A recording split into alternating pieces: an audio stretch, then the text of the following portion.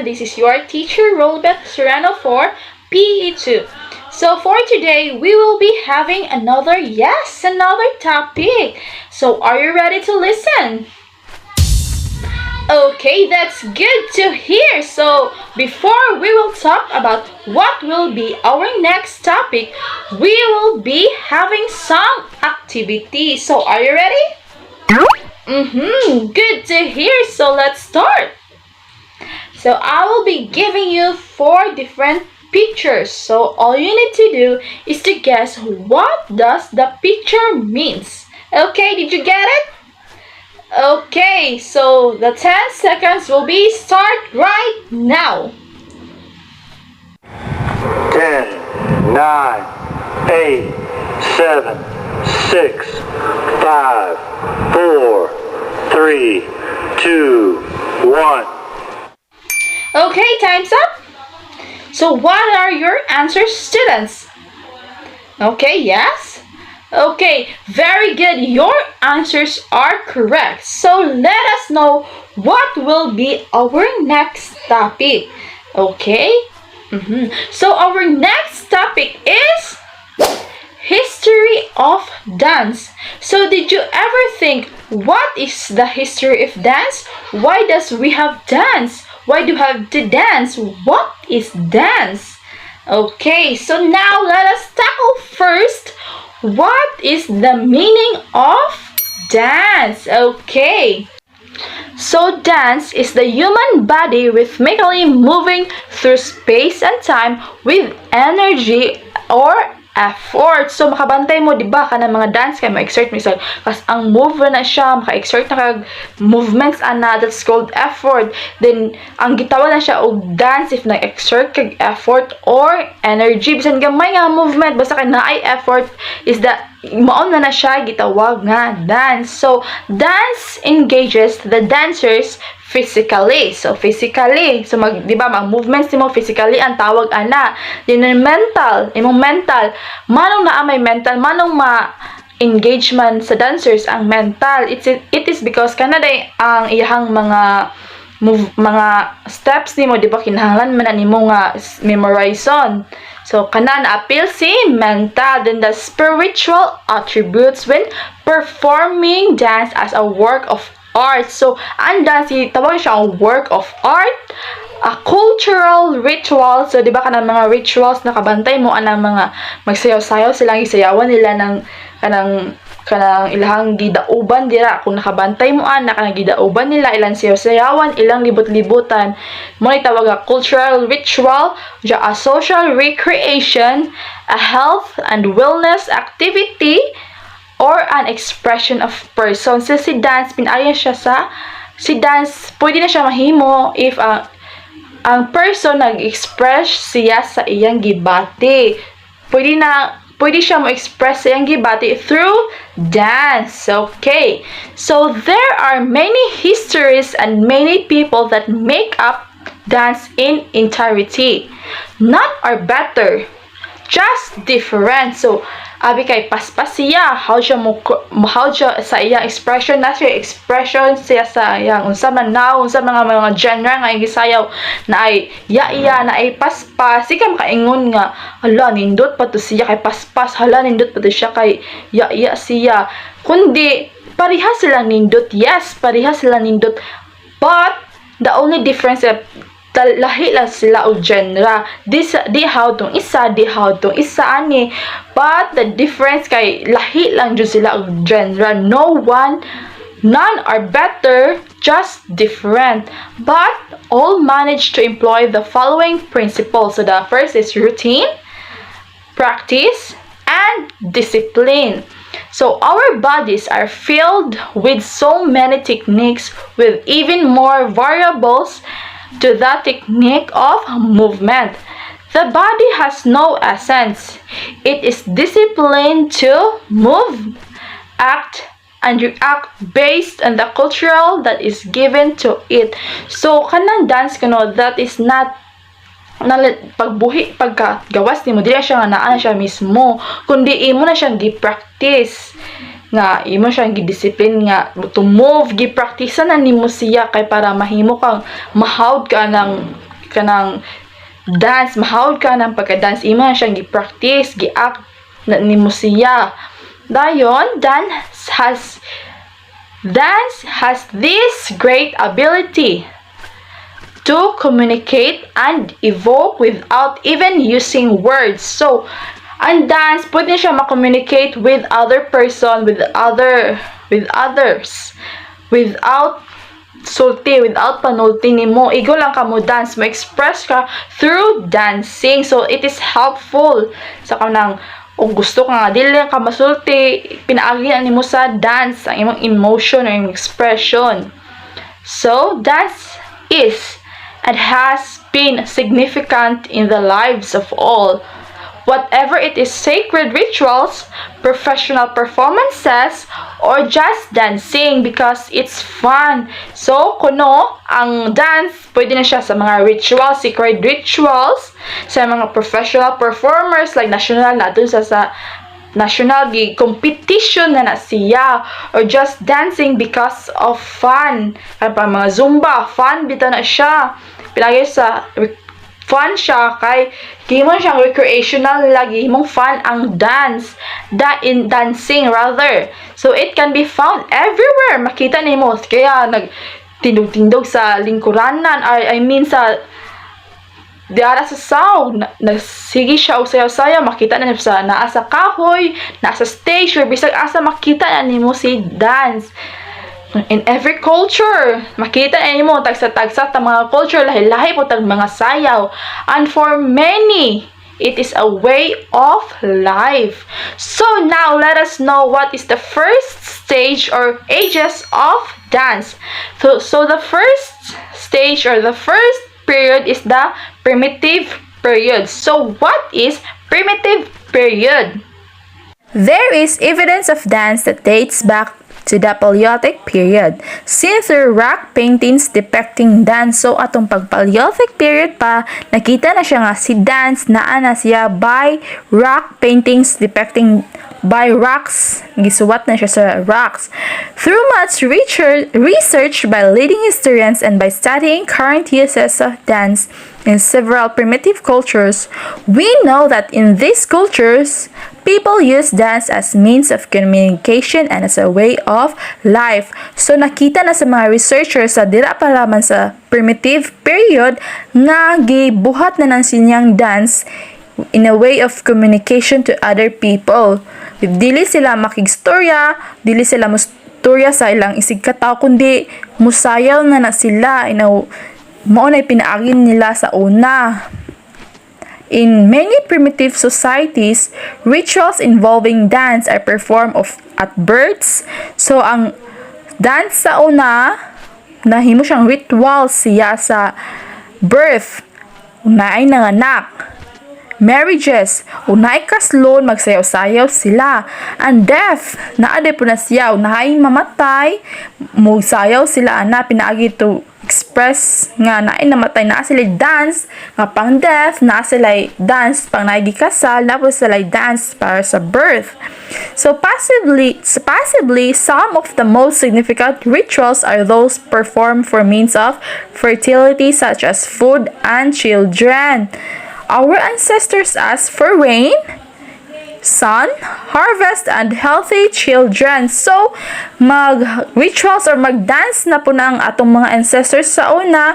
Kung ganahan sila magka-rain, sayaw sila. Kung ganahan sila sun, mo-pray sila, magsayaw sila. O ganahan sila, daghan silang ani sa ilang mga kahumayan, mga ilang tanom, mag-ritual sila o magsayaw sila. And healthy children. Many of these movements mimic the nearby animals, the crazy forces of Mother Nature, and the hypothesized immortal lives in the lives of the gods. Some of these rituals lasted many hours, even days, and an inconceivable thought to the contemporary dance world. There are cultures still today considered primitive. This is the Yanomamo, people found in Venezuela, Brazil, Guyana, and Colombia. effectively used dance as a way of life. So, kani si primitive period or si primitive era kay ni practice paghihapon na siya sa dito sa Venezuela, Brazil, Guyana, and Colombia. Ang gitawag nila anak kay Yanomamo. Then, one example is the Amuamu, a dance performed prior to hunt. The men in the tribe do these rituals of song and dance to ensure good luck in capturing and killing animals for food and in anticipation of a feast. So, si example na Amu-amu. So, kanang laki ilang siya magsayaw-sayaw na sila anak kay para gaan sila og nindot nga makakuha sila dagahan kay para before sila mag-hunt sa forest, na sila ritual dance nga pagabuhaton para swertion ang manguhaay. So the next period is the ancient period. So the dancers of the ancient civilization began to acknowledge the aesthetic purpose of the art. They began to question the way the dance looked and what it meant, what the movements represented, and how they may be interpreted. India, China, and ancient Greece are among the first civilizations with recorded anecdotes of dance. Many use dance for religious purposes, and all require skill, grace, and stamina. Ancient Greece furthered the theatrical history of dance by using dance in dramas and in Greek theater. So, ang dance, nakahelp na siya sa drama and Greek theater. Ilan na lang gi-perform sa stage kanang sa ancient period ang dance gi-perform na nila dili na pinaagi sa mga ritual kundi gimo nila drama ang dance. So giayo-ayo na gi-interpret nila how they interpret their dance gracefully. The skill and the stamina gikinahanglan na siya. So kay para ang ilahang drama nindot ang ilahang drama nga mahitabo. Mauna siya sa the ancient period. Next is the medieval period. Dance was prevalent in the medieval era, otherwise known as the Middle Ages. So the medieval period is also known as Middle Ages as well. The Islamic culture had a heavy influence in the interesting outcomes of dance. So, ang naka-influence jud og maayo sa medieval period sa dance is the Islamic culture. So, it was then that the familiar art of belly dancing came into the play, as did many folk dances still performed today. So, are you familiar with the belly dancing? Yes, okay, kanang ang hawak nila mo'y magkiay kanang bae ang mag-perform ana mao na belly dancing. So it is performed nowadays, perform gyapon na siya karon. So slowly the church became an influence and dance was quickly banned. Dance began to be seen as pagan activity. So what is pagan activity? So ang pagan activity, it is a church activity which is gipamunuan na siya og mga Islam or Jews, not the Catholic one. So the ideals that the body was evil and one should strive for purity in the soul redefine dance and its purpose. Religious followers believe that the idea that heaven is above and earth is below, and we should be celebrating the ethereal heavens, not the earthly body. So, ang dance nila, agipaagi na sila nga, kanang ethereal, ang ilang body, or ang celebrate sila the ethereal heavens, not the earthly body. So, kalag. Since dance is celebration through the body, many practicing religions denied that the acceptance of dance. Sensuality also quickly became associated with dance, and any form of worship that approved dance was opposed by the Christians of the medieval era. Unfortunately, at this time, the Black Plague or the bubonic wiped out part of the population and created an association with witchcraft.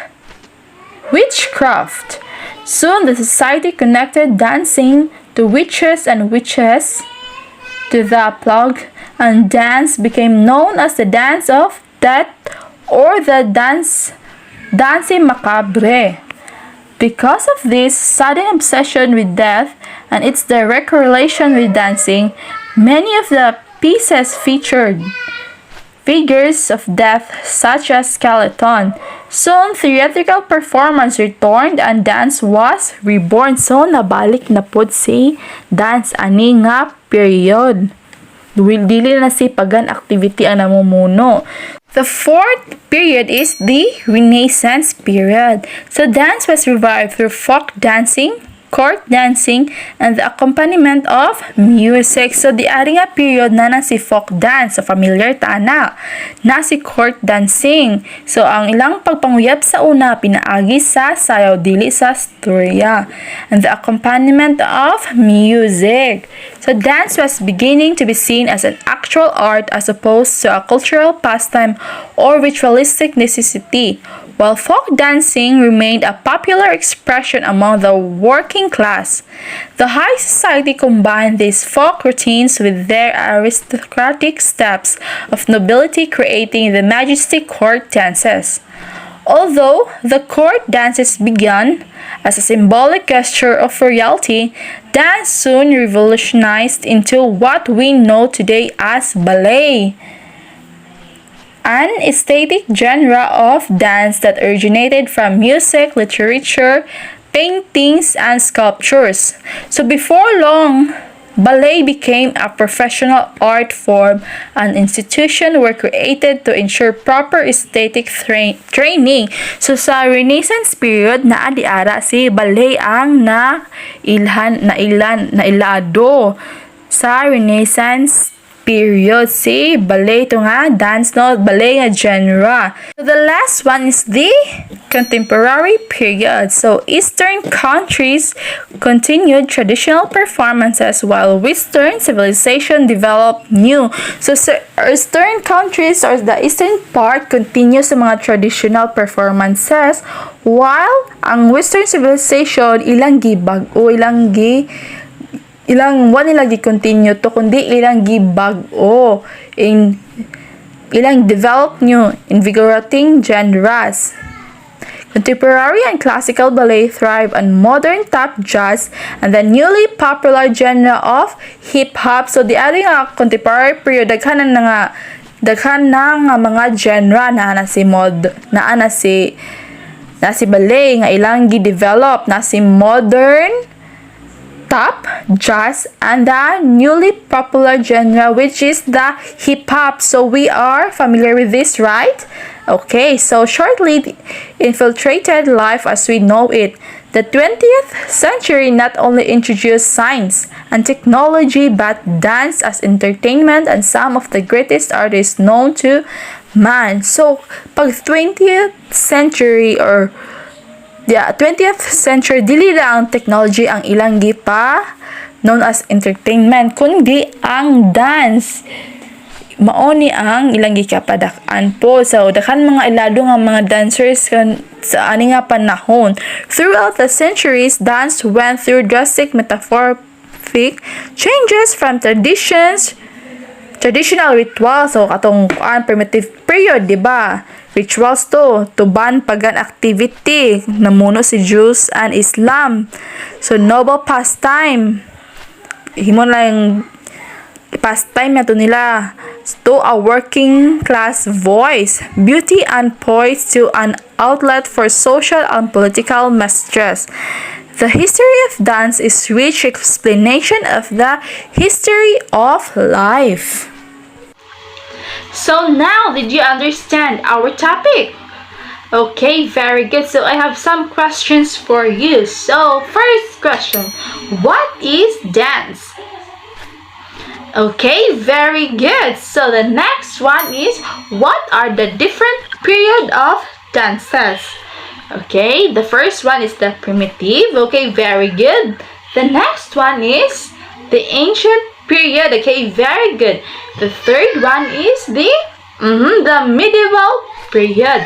The fourth one is Yes, very good. The Renaissance period. And the last one is?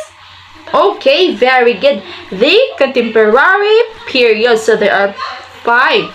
So the third question. In your own word, explain each period of dances briefly. Okay? Okay, very good. So, the fourth question. Is it helpful to know what is the origin of dance? Okay, why? Okay, very good. Thank you for your answer, students. So the last question. How can you dance help you as an individual? Okay, very good. So that's all for today. Thank you for listening. And for your activity, I will attach it into your Google Classroom. So thank you and God bless us all. Goodbye, students. Again.